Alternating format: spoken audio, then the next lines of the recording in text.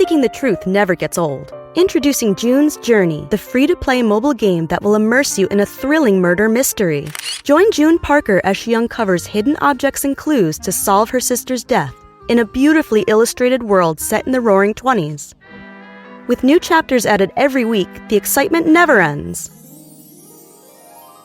Download June's Journey now on your Android or iOS device, or play on PC through Facebook Games. A science story, huh? These NYU scientists, I felt right. But I was so And I just thought, well, I had figured it out. it was that golden moment. Because science was on my side.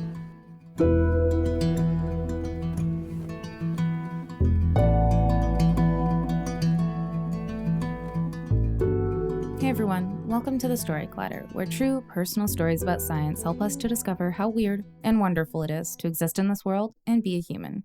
I'm your host, Misha Gajewski, and today's episode is all about feeling out of place, like an outsider or a foreigner in a strange land. Something that I'm sure everyone has felt at some time or another.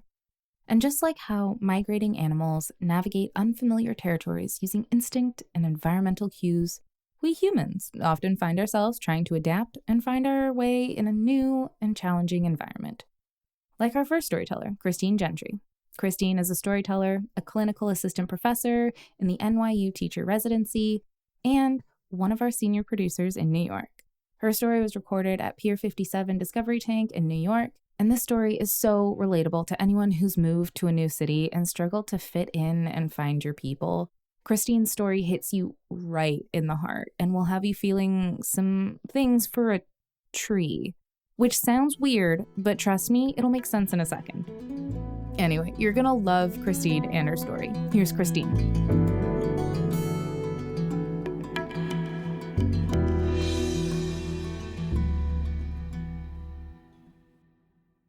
So 2018, after 14 years of living on the East Coast, I left my friends, my family, my entire professional network to take this great job offer in Southern California.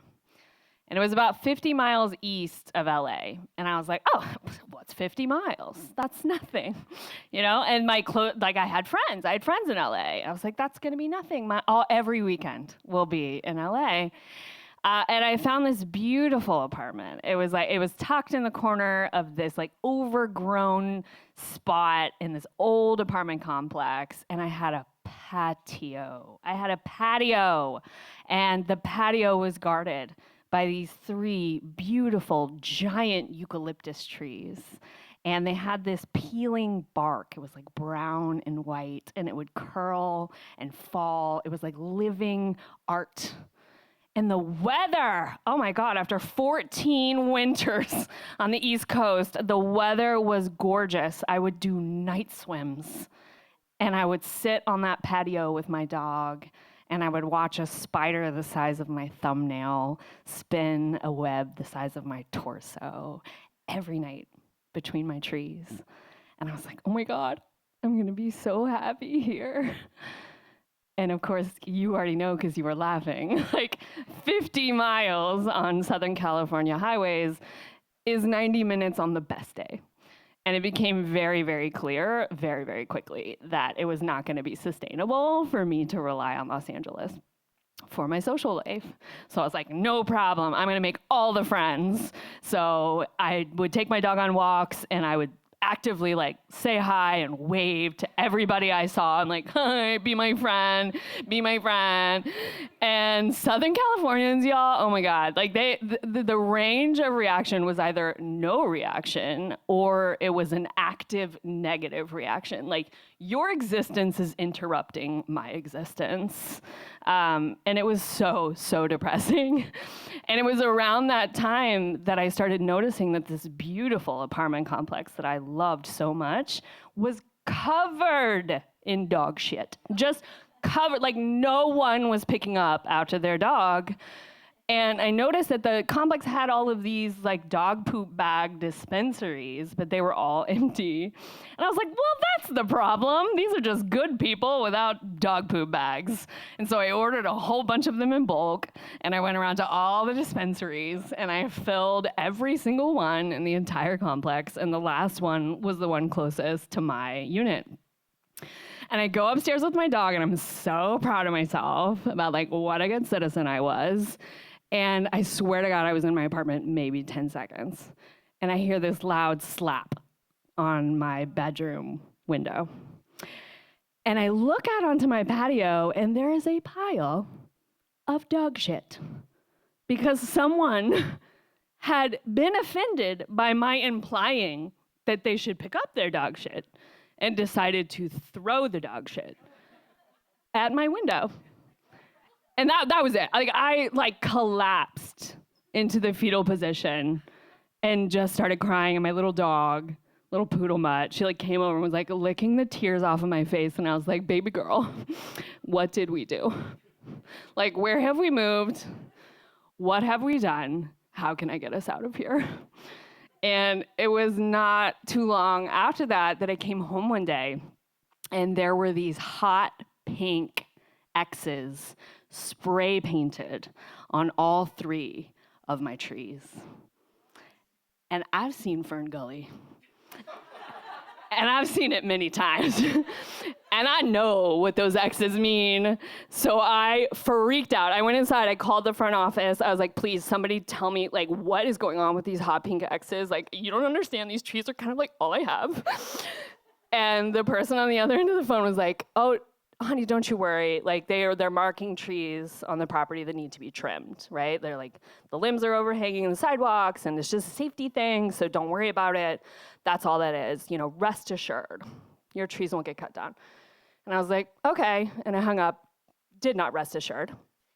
Did not rest assured at all. The very next morning, I walked in person to the management office, and I was like, need to talk about the hot pink X's.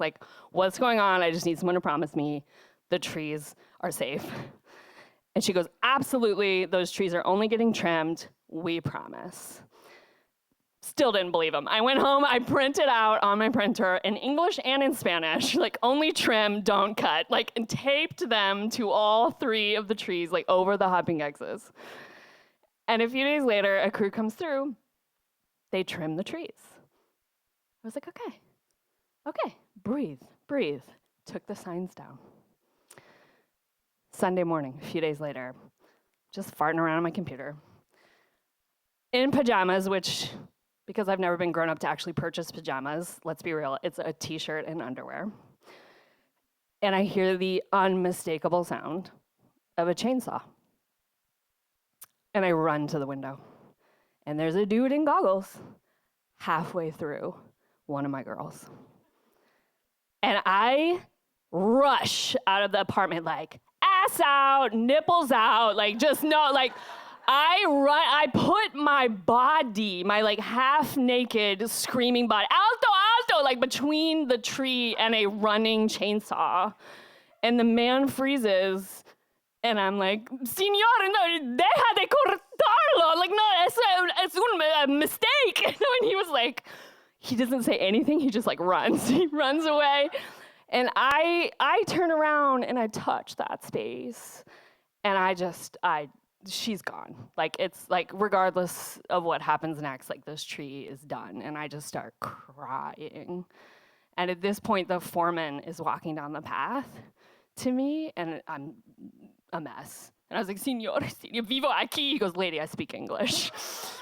I was like, okay, I'm really sorry, you don't understand, these are my friends, and they're the only friends I have, and he lets me blubber my way through the whole story. And then he says, okay, why don't you put on some pants? And you can go to the front office and talk to someone there, and I'll call my boss, and we'll figure this out, okay? Y'all, when I tell you, I walked to that leasing office ready to set something on fire. I don't know if I've ever been more angry in my life. And it's a Sunday. So there's one person working there, and it's probably some poor little undergrad, right? She's like doing homework at the table and looks up when the bell rings, and this ball of rage approaches her. And I was like, I was promised! Like, what is happening to these trees? I was promised the exogenous trimming. And she goes, I just work here like part-time. Like, all I did was let them in. Like, they had a work order. And I was like, call your boss! And she was like, okay. I'm like so far gone at this point. She disappears into the back office, and I just rage pace, waiting for that phone call to end. And she comes out, she's clearly afraid of me. And she goes, I'm really sorry, but like the work order they showed me was accurate. Like, this is work they have to do. And I was like, I still have one person, right? Like, I'm this foreman. Like, he heard me out. Maybe I can change this. Maybe this is a mistake. I rush back to my apartment, and as I'm approaching it, I see him get off the phone. And I walk up to him, and I already know. Like, I can see it on his face. And he goes, I'm really sorry. And his eyes were a little glassy. He's like, I'm really sorry, but apparently they did a scan, and the roots are interfering with pipes. And we have to cut the trees down. And I was like, I can't be here for that. So can I get my dog and just go somewhere for a few hours? And he says, absolutely, of course. So we go to the dog park, and when I get back, there are just these 3 stumps, and they're just weeping sap. And I just collapse on my knees in the mud, and I put my hands on that sap, and I cry so hard. And it was not just for the trees, of course, right? It was because as strong as I thought I was, I knew I couldn't live that far away from my roots. Thank you.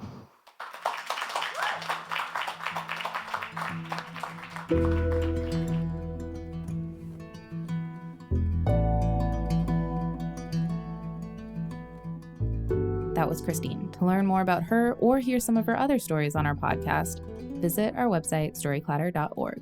Being a storyteller on stage is just one way to make story clutter happen, but if standing alone in the spotlight in front of an audience doesn't speak to you, maybe becoming a story clutter donor might be more your speed.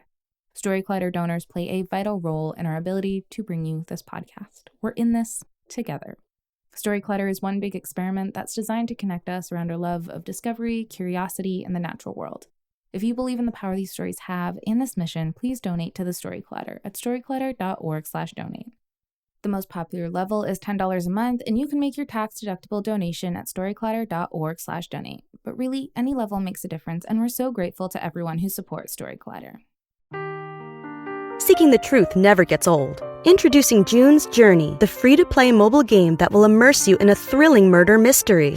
Join June Parker as she uncovers hidden objects and clues to solve her sister's death in a beautifully illustrated world set in the Roaring '20s. With new chapters added every week, the excitement never ends. Download June's Journey now on your Android or iOS device, or play on PC through Facebook Games. Our next story is from United Nations editor Mary Ann Perkins. Her story was recorded at the Public Media Commons in St. Louis, and I have not been able to stop thinking about this story since I first heard it. If you've ever moved to a new country or even just traveled somewhere and been baffled by the way people act, you're gonna love this story, because the way Mary Ann tries to get to the bottom of the odd behavior she notices is great and pretty funny. Here's Mary Ann Perkins.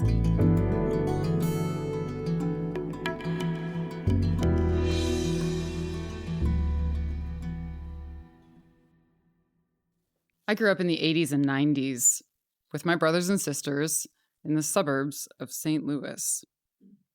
My parents raised us on stories, and my favorites were the ones they told about themselves. My dad tells a story that took place when he was in a high school chemistry class. The lab assignment was simple. Use a Bunsen burner to heat a block of solid dichlorobenzene. with a thermometer embedded in it and record the temperature every minute. He followed the instructions and started recording his results. The temperature went up and up steadily until it got to 127 degrees, where it plateaued. It didn't appear to be melting, so my dad thought something must be wrong with this thermometer.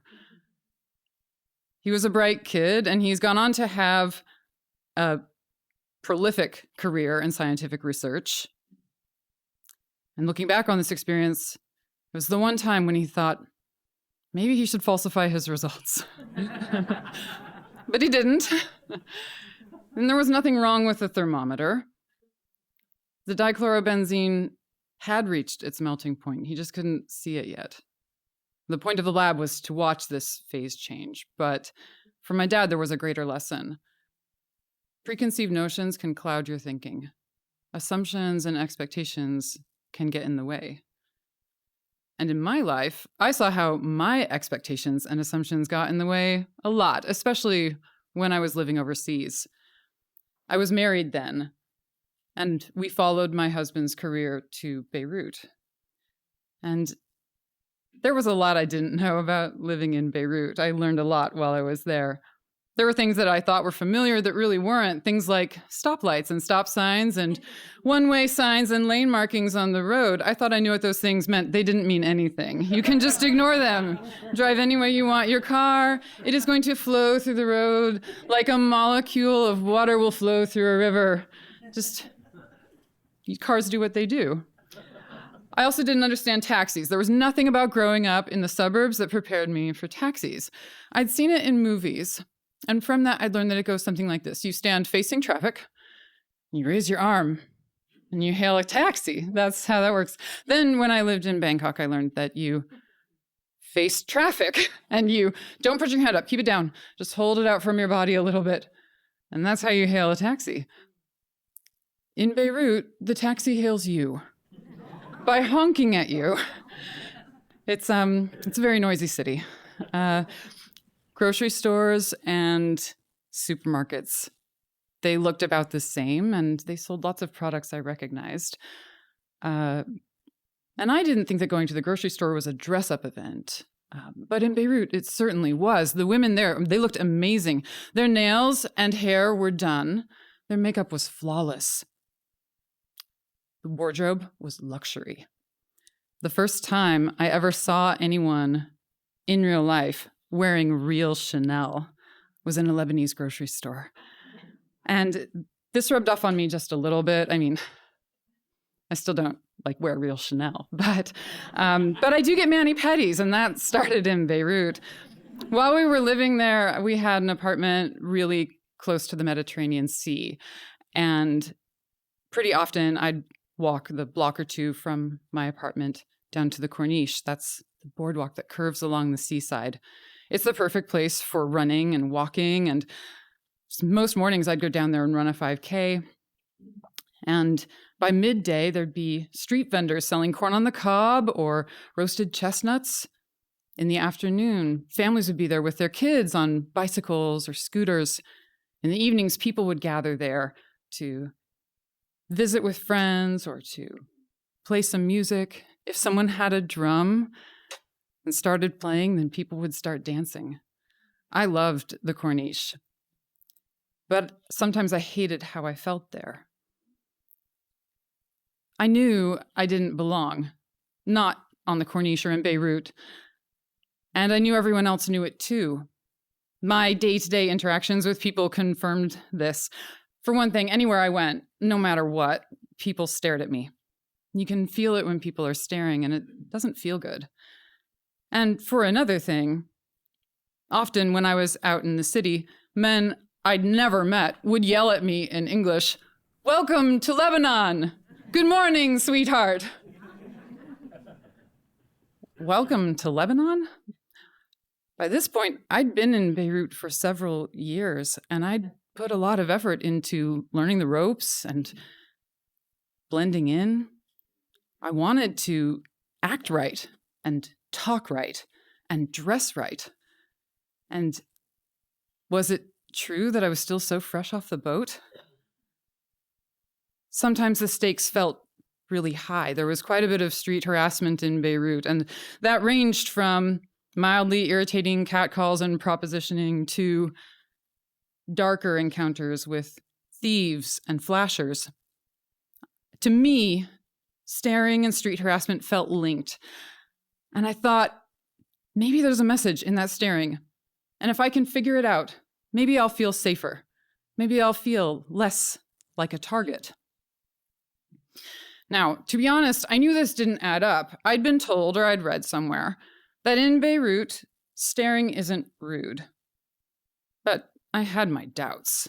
I mean, how could that possibly be true? Here in the US, staring is so taboo that we try to never do it, and we try to definitely never get caught doing it. I didn't want to catch anyone staring at me. What could be more awkward? And if I did catch them, what would I see? Would I see shame or contempt or disgust? I didn't want to see that. So when I could tell someone was staring at me, I smoothed the situation over by ignoring it. Except I wasn't good at ignoring it. And my fears started to really weigh on me. And I could tell that my assumptions were clouding my thinking. And I wanted those assumptions, those clouds, to lift. In high school chemistry, the thermometer readings checked my dad's assumptions. And I wanted something like that to check mine. I needed better information. And I knew I'd never get it if I kept looking away. So I came up with a plan. It was simple. I would run an experiment. When I felt someone staring at me, I would stare back. Now, I didn't know if this was just a reckless provocation or the awkwardest plan ever. But it didn't matter. I couldn't think of what else to do. I decided I'd run this experiment when I was out on the Corniche for my morning run. The Corniche really was the perfect place. First, it was always busy, so there would be lots of study subjects, and I could stare at them as much as I wanted to. Second, the Corniche was wide open, so if my plan led to disaster, well, I'd already have a running start to make a speedy getaway. So that's how it happened, that at 6 a.m., I arrived on the Corniche, and I started running, and I tried it. To my surprise, there was no disaster. There were just people, all kinds of people, men and women, young people, old people. First up, there was this guy in a white tracksuit and baseball cap. And after him, there were these two women about the age of my mother with these beautiful coiffed hair and enormous sunglasses. And after them, then there was an older gentleman, and he looked like he might be an actuary or a notary. And then after him, like what looked like half a team of guys wearing matching soccer jerseys. They just kept coming, and I just kept making eye contact with them. Each time I saw real people staring back at me as though I was a real person. I couldn't read their minds or anything, but I could tell you what I didn't see. I didn't see shame or contempt. I didn't see malice or judgment. For the first time, being stared at didn't feel threatening. I could see that it wasn't. I kept at it as the days passed. And pretty soon I recognized the regulars, and I could see it in their faces that they recognized me too. Staring stopped feeling scary, and it started to feel like something else. It started to feel like acknowledgement. Staring back didn't save me from street harassment. I went looking for that connection, but I didn't find it. What I found was freedom from the assumptions that had clouded my thinking. I found freedom from the fears that had been weighing on me. It's been a decade since my family left Beirut, and sometimes those memories feel really far away. But what I learned there will stay with me for the rest of my life. Do whatever it takes to check your assumptions, even if it takes a reckless provocation or the awkwardest plan ever. You'll be glad you did. I'm sure you will be.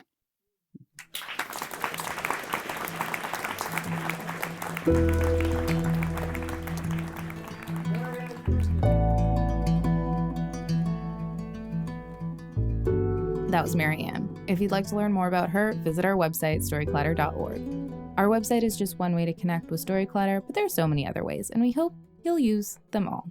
You can always follow us on social media. We're on Twitter, Facebook, Instagram, and TikTok. Head to storyclatter.org to become a financial supporter, or if you want to come to one of our shows, start your own Storyclatter show in your community, or even learn how to tell your own science story. You can learn all about that on our website, too.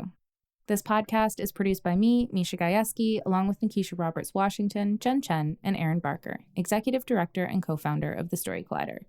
The stories featured in today's episode were produced by Zach Stovall, Christine Williams, Sam Lyons, and Emma Young.